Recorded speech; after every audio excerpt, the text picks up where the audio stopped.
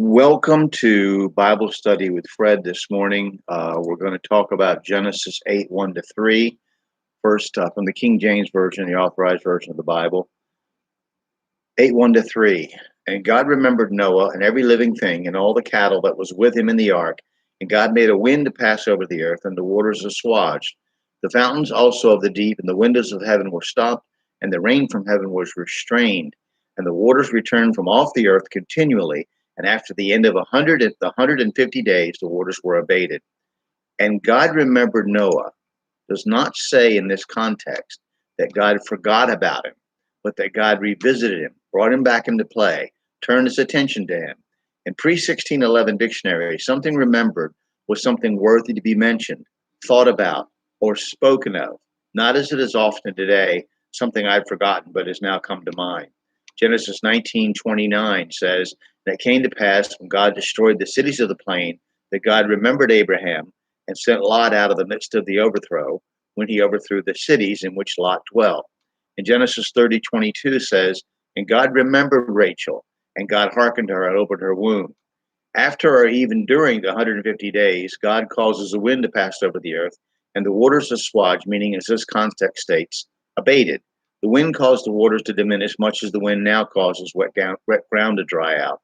This would have been a powerful wind, as the speed of wind flowing across the water also affects how fast it will dry. This drying out process did not stop with the emergence of dry land again. Some modern scientists theorize a time when the earth was nearly covered in water, although, as with most of modern theory, they put this time in a remote, unapproachable, and I might add, unprovable distant past. They talk about an explosion of life and the appearance of dry land, but they put it in a different order and at a different time than God's testimony in the Bible reveals. And I refer you to University of California Davis's article, When the Earth Dried Out, Science Daily. Excuse me, sorry about the cat, very fast. So, um, so of course, with all the pursuits depending upon a philosophy, in their case, atheistic materialism, the evidence is interpreted in accordance with one's worldview, unless the light of the Holy Spirit shines through one's clogged thinking. God says one thing, they say another, believe God.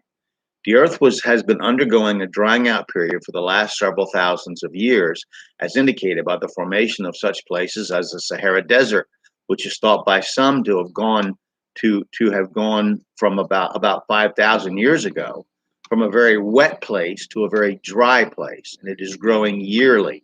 And you can look at Becky Oskin's article, Sahara Went from Green to Desert in a Flash, in Live Science in April 5th, 2013.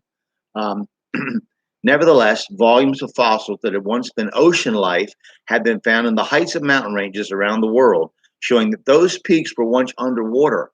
And while that evidence is interpreted differently by an atheist, it clearly shows the veracity of the Bible to anyone with an open mind. I remind you to read Carol Marie Tang's article, The Tethys Sea, Tethys, in Encyclopedia Britannica. Okay, I'm gonna stop there. You can read anything I've written on blogger.com if you have an interest. And I enjoyed this, and I look forward to doing it. And I thank you for watching.